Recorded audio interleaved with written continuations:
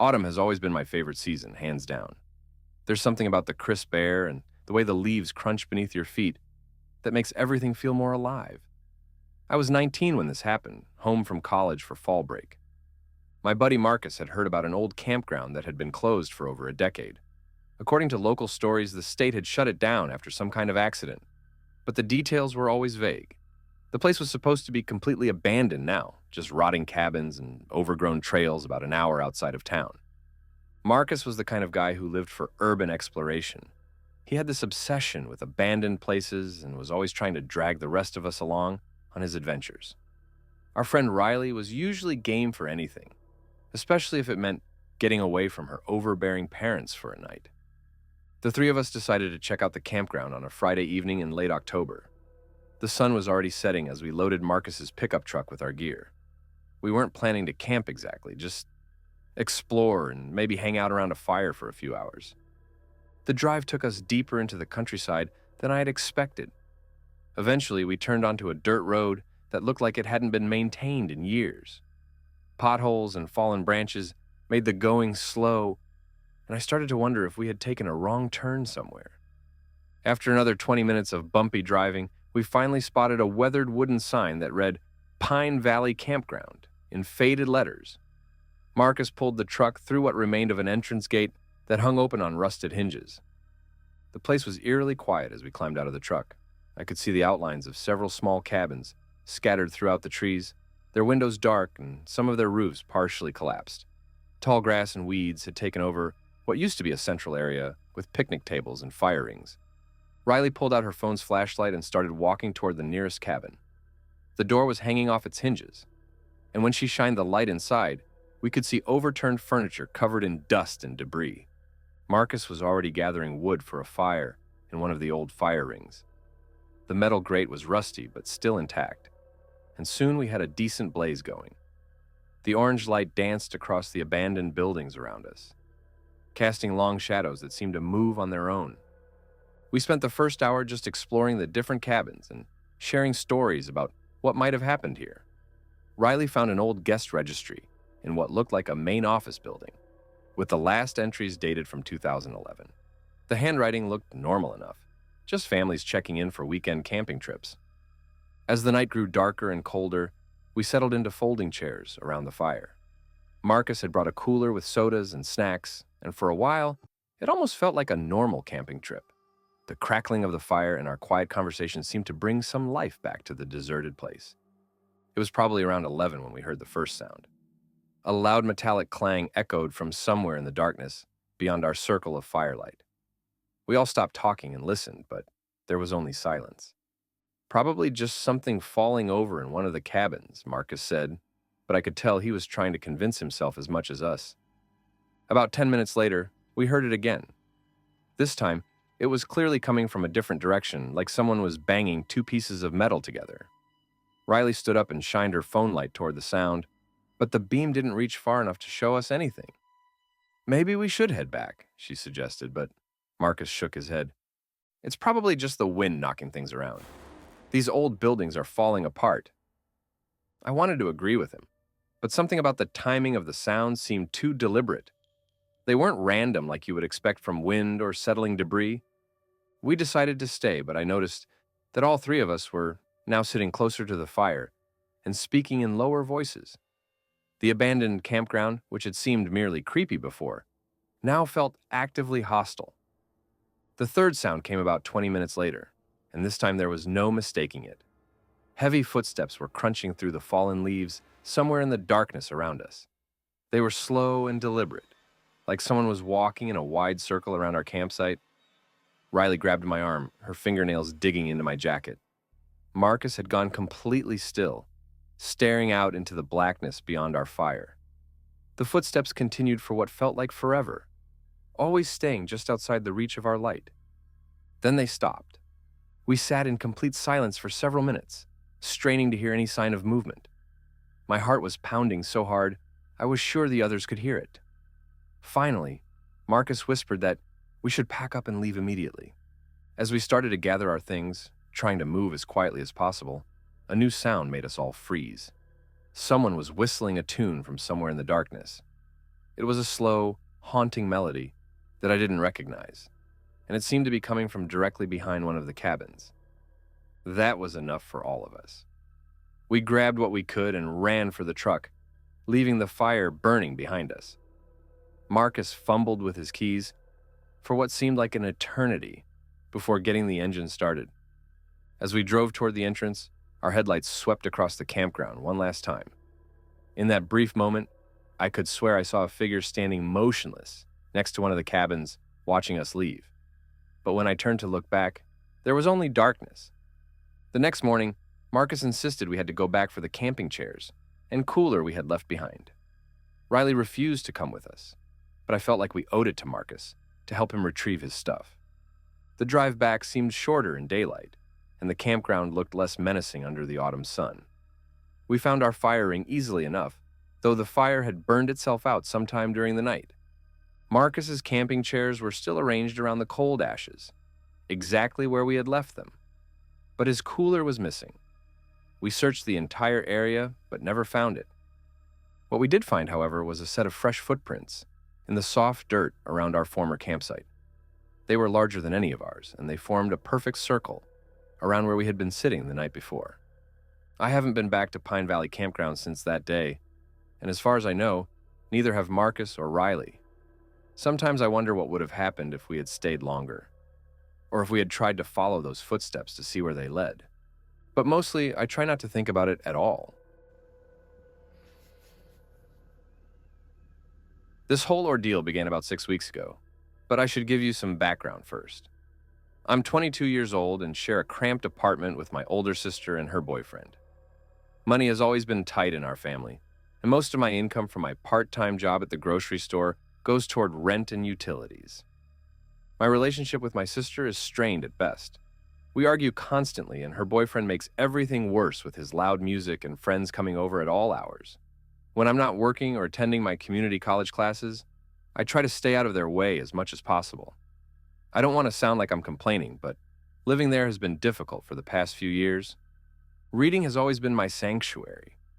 I see it as a healthy way to escape from the chaos at home while also keeping up with my studies. There's a 24-hour public library downtown, about 15 minutes from our apartment, that stays open all night for students and people who need a quiet place to work. During stressful periods, I like to go there late at night because it's nearly empty after 10 p.m. The building is old but well-maintained, with tall windows and comfortable reading chairs scattered throughout. So one evening, after my sister and her boyfriend had been fighting loudly for over an hour, I decided to grab my backpack and head to the library. It was a chilly autumn night, probably around 45 degrees. I remember pulling my jacket tighter as I walked from our building entrance to my aging Honda Civic parked on the street. The engine made concerning noises as I started it, but it ran well enough to get me where I needed to go. I arrived at the library and parked in the nearly empty lot. It was approximately 11 p.m. The building was quiet except for the night security guard at the front desk and maybe 2 other people on different floors. The peaceful atmosphere combined with the warm lighting created exactly the environment I was seeking. The 3rd floor has my favorite reading area near the back corner, where large windows overlook the city's main street. The view always helps me feel less trapped and more connected to the world outside. I settled into my usual spot with a textbook and some assignments. I had been reading for maybe an hour when I decided to take a break and walk around to stretch my legs. The library has several floors, and I sometimes like to explore different sections when I need to clear my head. As I was returning to my reading area, though, an uncomfortable sensation washed over me, and something made me glance toward the computer section. Sitting at a terminal about 20 feet away was a middle-aged woman with stringy gray hair, staring directly at me instead of looking at her screen. When our eyes met, she quickly looked away and pretended to type something. Her behavior seemed odd, but I thought maybe she was just spacing out or had mistaken me for someone else.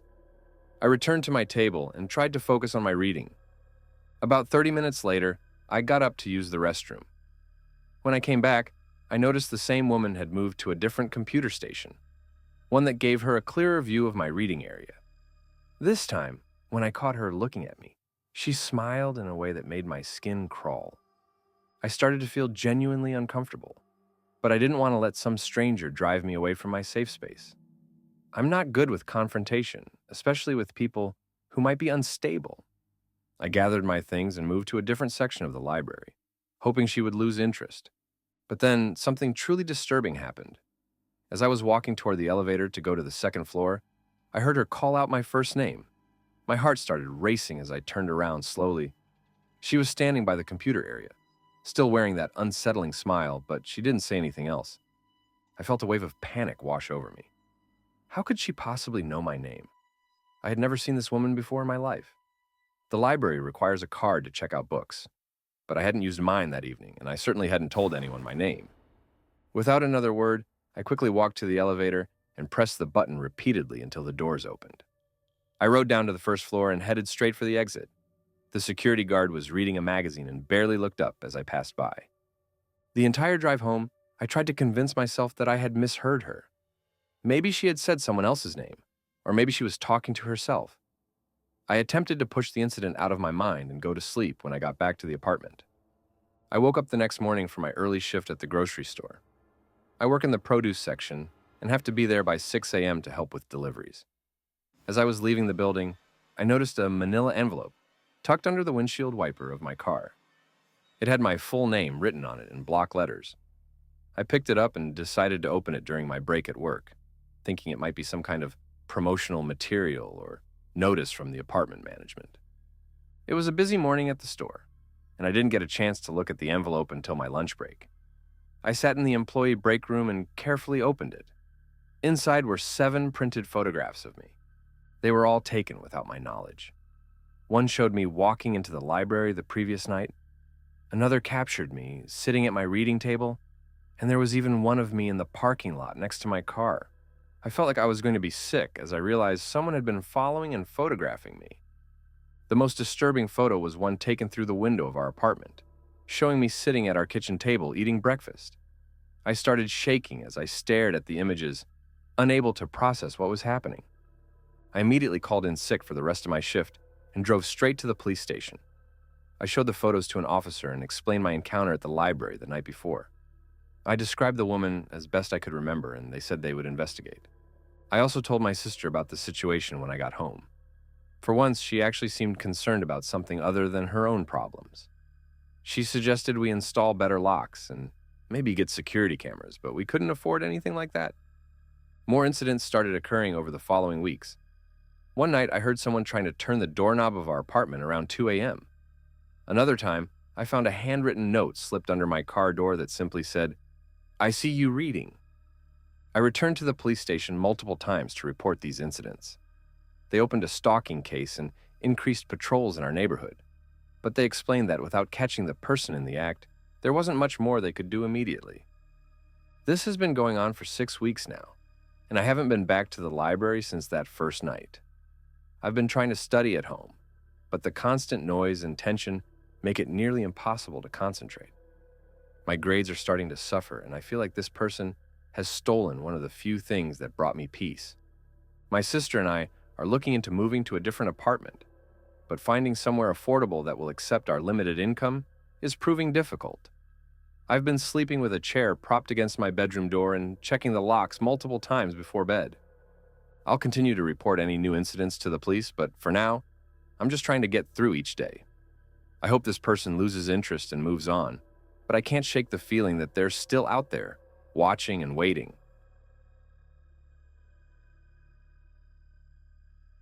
This happened to me 2 winters ago when I was 24. I was never really the social type back then. If I ended up anywhere besides my apartment, it was usually because my roommate Sarah had somehow convinced me to leave my comfort zone. This was definitely one of those nights. Well, it was supposed to be.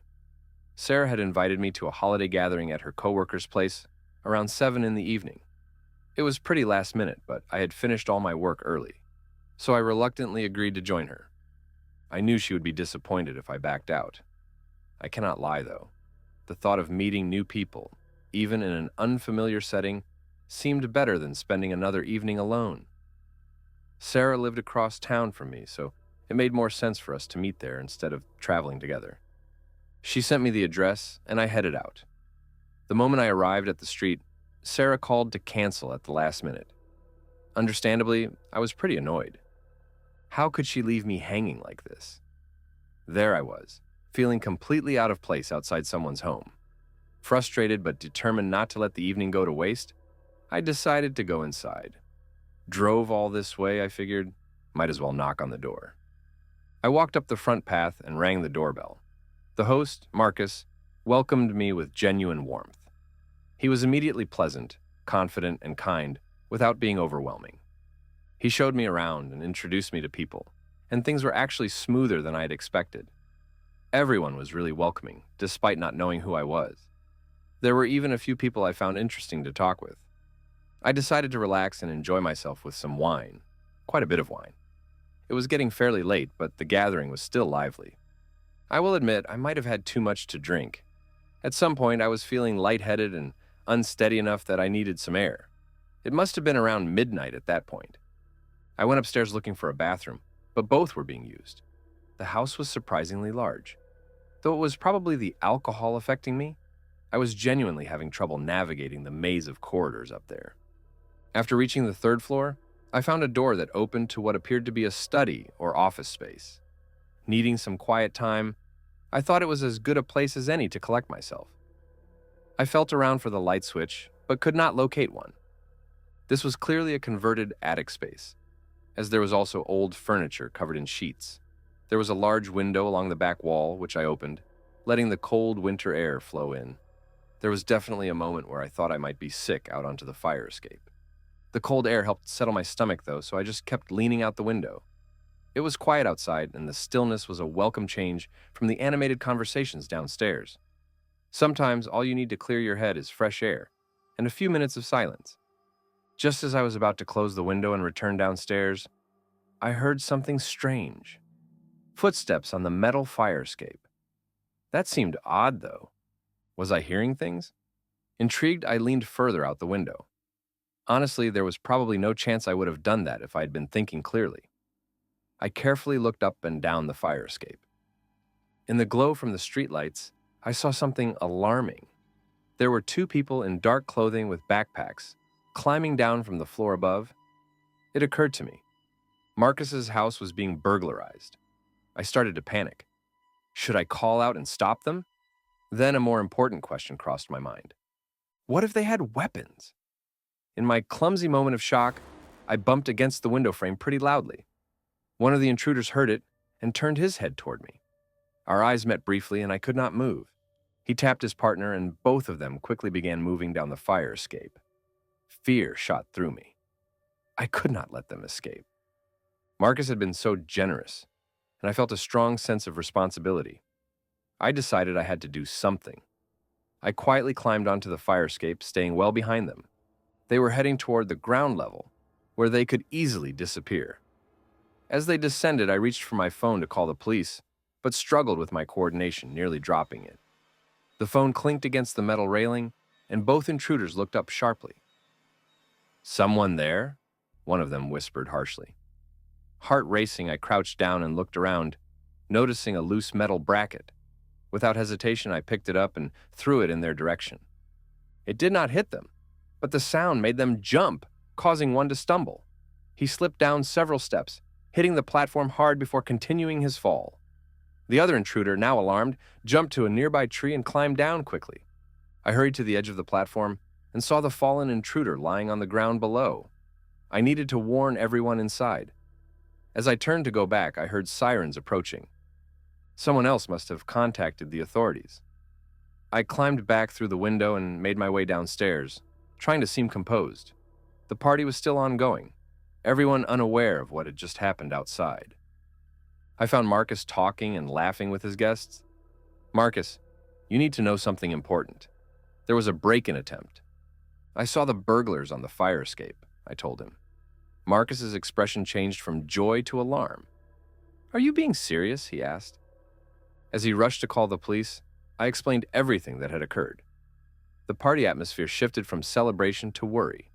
Apparently, one of Marcus's neighbors had already called the police about suspicious activity, which was an incredibly fortunate coincidence. When the officers arrived, I told them my story, helping them locate the injured intruder. The man was taken into custody, but his partner had escaped. The gathering ended immediately. Guests began leaving and all the lights were turned on. I did my best to appear steady, but even after everything that had happened, I was still feeling the effects of the wine. Marcus thanked me repeatedly, still processing what had occurred.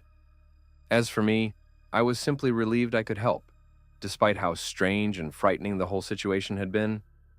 Looking back, I still cannot fully understand why the burglars would have targeted a house with a party happening. But perhaps they had studied the house beforehand and knew the upper floors would be empty.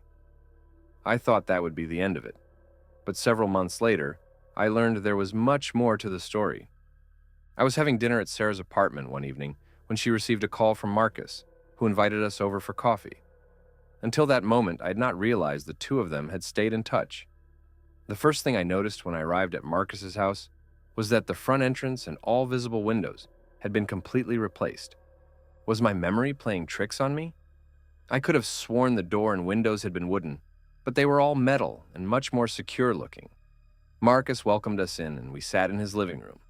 We had some coffee and talked about work and current events. To my surprise, he remembered me from the party and thanked me once more for what I had done. What he shared with us was actually disturbing, though. Apparently, the burglar the police had arrested that night refused to give information about his partner and was currently serving several years in prison. The police had not been able to find any clues about catching the other person, though. Marcus told us that less than a week after the incident, his family began getting threatening messages from someone unknown, some of which included photographs of Marcus and his family members. Obviously, they reported these incidents, but the police had no solid leads. About a month later, Marcus's mother saw a strange car driving slowly past the house very late at night. And a few days after that, Marcus's father discovered that items in their garage had been disturbed and rearranged. In response, Marcus's father decided to upgrade their home security significantly, even going so far as to replace and strengthen all their doors and windows. I was stunned. This was still a problem for Marcus and his family, and I had not understood how serious something like this could become. Spring is coming soon, and I'm sure I will have more to share when I visit Marcus again.